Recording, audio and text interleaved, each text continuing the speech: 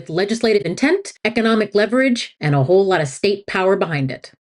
Behind the sour, are you worried about the birth rate? Are you concerned that young people are foregoing marriage for things like education, happiness, and jobs? Well, fear not, because the Heritage Foundation has come to the rescue. Yes, indeed, folks. The trad wife aesthetic flooding your social media is the soft focus branding arm of a hardline political project, one with legislative intent, economic leverage, and a whole lot of state power behind it. Behind the sourdough starters and linen aprons is a coordinated effort to fundamentally restructure the American family, not through persuasion, but through pressure. We're doing a deep dive analysis of the pivotal report from the Heritage Foundation titled Saving America by Saving the Family.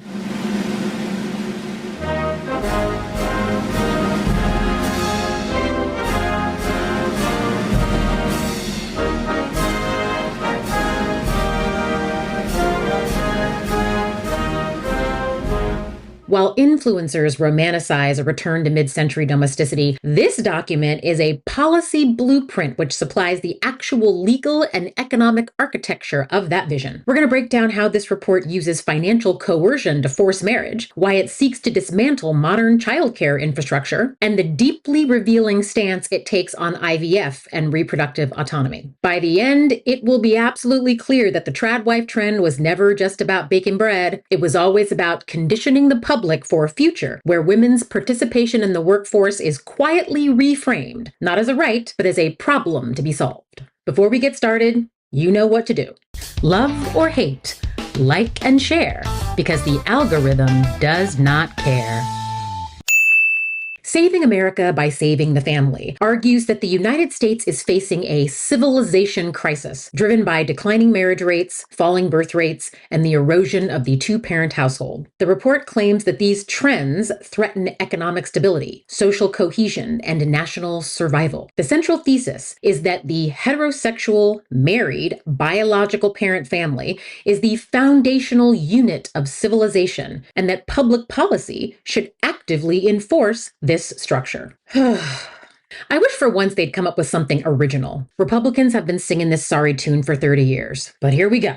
While the authors repeatedly insist that government should play a limited role in Americans' lives, the report proposes an extensive re-engineering of tax, welfare, labor, childcare, and reproductive policy to incentivize marriage, discourage non-marital family structures, and reshape individual life choices through economic pressure. The policy report is built on several non-negotiable premises. Children have a right to be raised by their married, biological mother and father. Alternative family structures are framed as inherently inferior, both morally and socially. Adult autonomy is repeatedly subordinated to what the authors define as children's needs, and social decline is attributed not to structural inequality, labor precarity, or increased housing costs, but to cultural permissiveness around sex, marriage, and women's independence. Marriage is treated not as a private relationship, but as a pre-political institution the state is justified in protecting and privileging. They blame the decline in families on the usual suspects: welfare programs that allegedly make marriage economically irrational, the rise of single-parent households,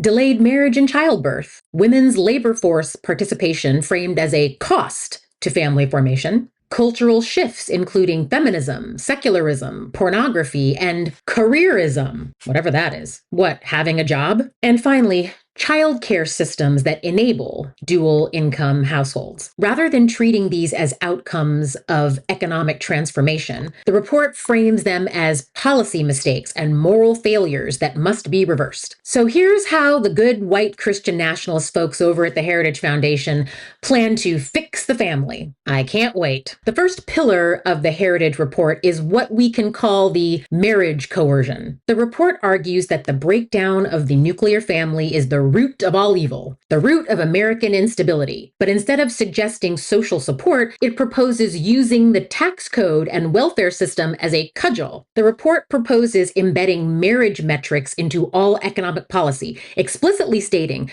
that the workforce and development program should aim to make men and women more marriageable. Key proposals include eliminating marriage penalties in welfare while adding stricter work requirements, conditioning benefits on marital status, expanding federally supported marriage education and relationship boot camps, whatever those are. Conservatives think that welfare penalizes marriage because many means-tested programs are built around household income and marital status.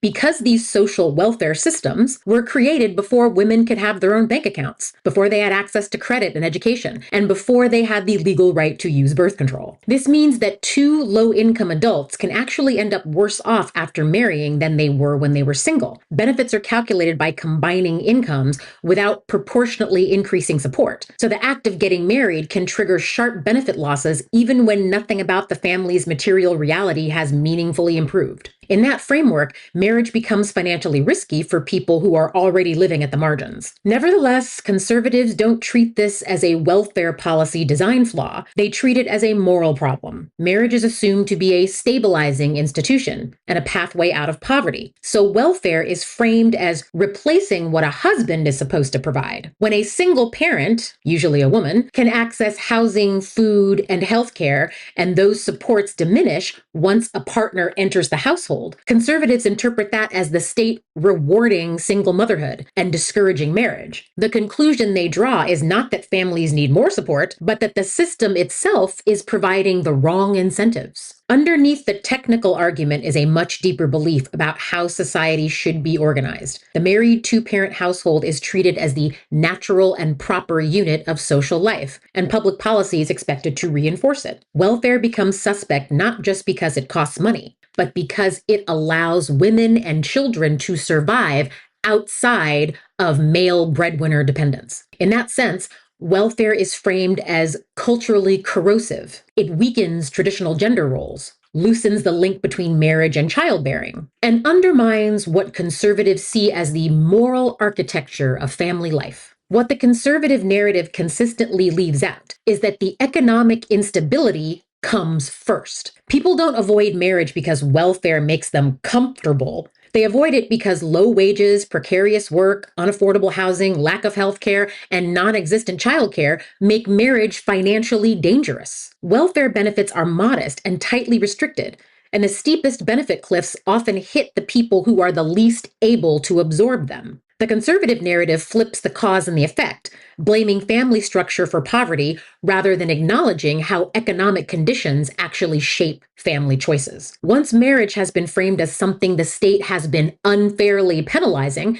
it becomes easy to justify reshaping social policy around coercion rather than care. Ending marriage penalties typically means tightening eligibility, adding more work requirements, and redirecting resources towards married couples rather than expanding support for everyone. The goal is not to reduce poverty, it's to use economic pressure to steer people towards a specific model of family life, whether or not that model reflects the realities that those people are actually living in. If you are poor, you must marry someone with a lot more money than you for that decision to make financial sense. There's only one thing that can fix poverty, and it's not marriage, it's money. Proposals to reward early marriage and increase childbearing include the Newlywed Early Starters Trust, or NEST accounts. The federal government makes a one-time deposit of $2,500 into savings accounts automatically created for every newborn child born within a first marriage, if the parents are under the age of 30. Notice, born during a first marriage. You don't get that credit if you're divorced. Interesting, huh?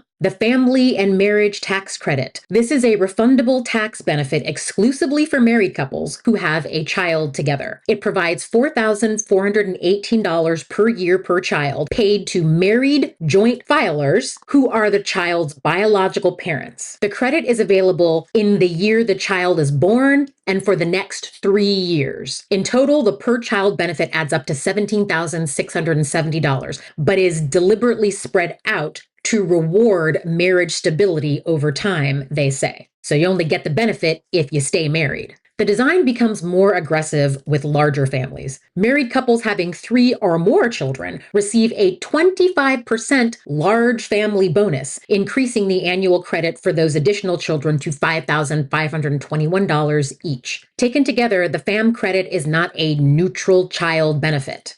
It is a tightly conditioned financial incentive that ties significant cash support to marriage, biological parenthood, continued work, and family expansion. Marriage is framed as an economic milestone that the state should actively subsidize. The report suggests restructuring the tax code to provide massive marriage bonuses while simultaneously removing the safety nets that allow single parents, statistically mostly women, to survive independently. Of course, we know that the goal here isn't really to encourage marriage. It's to create an environment where, for the poor and working class, marriage becomes an economic survival strategy instead of a romantic choice. To return to a time when a woman's financial security was legally and practically tethered to a husband. We all know childcare in America is in a crisis. The cost of childcare in the U.S. for one child is between $13,000 and $15,000 per year. For infant care, that's closer to $17,000. The average cost of rent in the U.S., according to Zillow, is $1,995 a month. So if you are going to spend close to $24,000 in rent on average each year, childcare will represent anywhere from 54 to 70% of your rental costs. And these are conservative estimates. It's effectively similar to doubling your rent or mortgage payment. That's insane. But the Heritage Foundation's solution isn't to make childcare more affordable. Oh no, it's to eliminate it.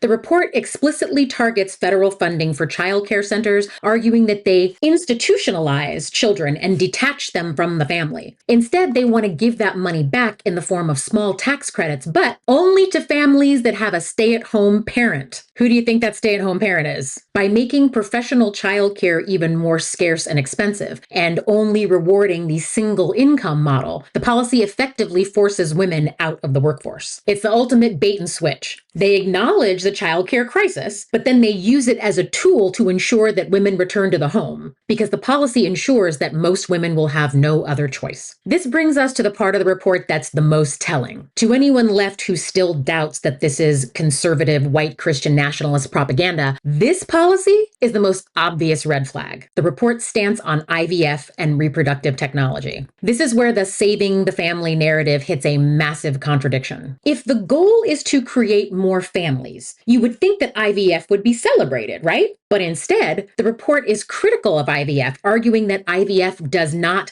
meaningfully increase birth rates, that it leads to embryo destruction, that it encourages delayed childbearing, and that it commodifies children. So wait, IVF commodifies children, but referring to children as gifts from God doesn't commodify them? What about having kids just so you have someone to take care of you when you're old? No? Okay. The report aligns with the view that life begins at conception in a way that legally endangers the IVF process. Why? Because IVF allows for non-traditional family building. It allows women to delay childbirth for their careers, and it allows for family structures that don't fit the bioessentialist model, a man and a woman creating a biological child. Instead, the authors promote something called restorative reproductive medicine, which is focused on natural fertility and explicitly rejects what they call technocratic or dystopian solutions like artificial wombs. This is very maha, make America healthy again. This kind of non-science-based BS. By the way, the only people I hear talking about artificial wombs are men when they're trying to threaten women into settling for some dusty who refuses to wash his ass and doesn't own a bed frame. By attacking IVF, the policy aims to control how and when families are made. They claim they're trying to save the family while simultaneously stripping away the tools that modern families use to actually exist. This policy position proves that this is not about having more babies. It's about having babies within a specific kind of family structure. By the way, the policy is completely counterintuitive to raising the birth rate because older women are the only women that are having more babies. The birth rate decline has largely been driven by women under the age of 30 having fewer children. Children born to teenage girls and 20-something women were the bread and butter of the American birth rate. They are the demographic of women whose birth rate has declined the most. In 1990, teen pregnancy accounted for 13% of all births. In 2023, it only made up 4%. During that time period, the fertility rate for women ages 35 to 39 increased by 71%, and for women ages 40 to 44, it increased by 127%. So if your goal is to increase the birth rate, why would you remove access to the reproductive technology used by the only demographic of women whose birth rates are actually rising? Because raising the birth rate is not the primary goal. Those older women still got to go to college. They still got to have jobs. They still got to have careers. They have economic autonomy. And that is what the Heritage Foundation is really targeting. It's not about getting more women to have babies. It's about coercing women into having babies earlier by removing their options, which also limits their educational opportunities and earning capacity, forcing them to increasingly rely financially on men, which makes them easier to control. The report leans heavily on bioessentialism. This is the idea that men and women have fixed innate roles that are biologically determined. Men and women, they say, bring unique and complementary assets to the vocation of parenthood. By the way, when you see the word vocation used in a policy paper, that's a big red flag. That word is used heavily in white Christian nationalist culture.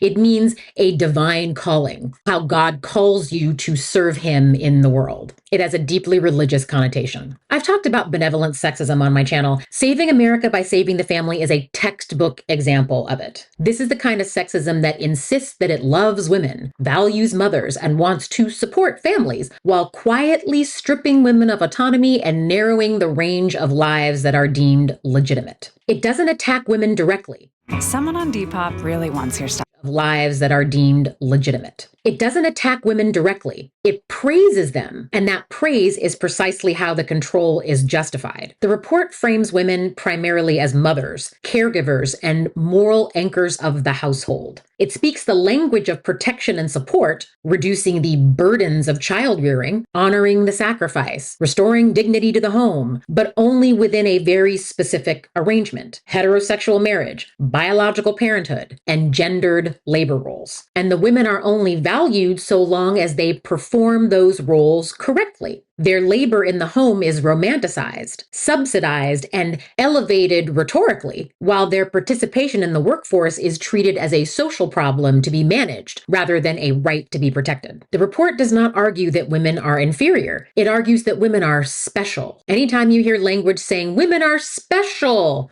that should be a red flag too. It casts motherhood as women's highest calling and presents state intervention as the way to free women from economic pressure by making dependence on marriage more financially attractive and independence more precarious. Policies like FAM and HCE credits are framed as giving women choices, but those choices are carefully engineered. Support is conditioned on marriage, biological parenthood, and work thresholds, while alternative arrangements like single parenthood, cohabitation, and delayed marriage, child-free adulthood are quietly penalized or excluded. The report repeatedly claims to respect Americans' freedom and agency, yet its policy logic depends on steering behavior through economic pressure. That contradiction is central to benevolent sexism. Women are said to be free, but only free to choose what the state has already decided is best for them. If a woman wants children outside of marriage, she's irresponsible. If she prioritizes career stability before motherhood, she's delaying what she owes to society. If she relies on childcare to remain employed, the policy framework treats this as a distortion in need of correction. In that sense, her choices are acceptable only when they align with the preferred moral outcome. The report never explicitly says women should be forced back into the home. Instead, it builds a system where staying home is rewarded, leaving the home is punished, and dependency on a man is reframed as a virtue. It uses the language of care to mask the reality of constraint. Women are not coerced through bans or mandates, but through incentives that quietly redraw the boundaries of acceptable life paths. In the end, Saving America by Saving the Family treats women like instruments of social stability. Their autonomy is secondary to demographic goals. Their labor is valued only when performed for free inside the home, and their freedom is something to be managed in service of a larger moral project. That is benevolent sexism in its purest form. Not hatred, not hostility, but a soft, smiling insistence that women will be happiest, safest, and most fulfilled when someone else decides what their lives are for. Saving America by Saving the Family imagines an America where economic pressure does the dirty work that outright bans cannot. Childcare is quietly gutted, reproductive technology is tightly constrained, and the tax code is rewired so that women's choices all point in the same direction: out of the public sphere and back into the kitchen. This is a deliberate strategy, a redesign of the economy, the welfare system, and family law meant to make female autonomy so expensive and so inconvenient that submission starts to look like common sense. Thanks for watching. See you next time. If you enjoyed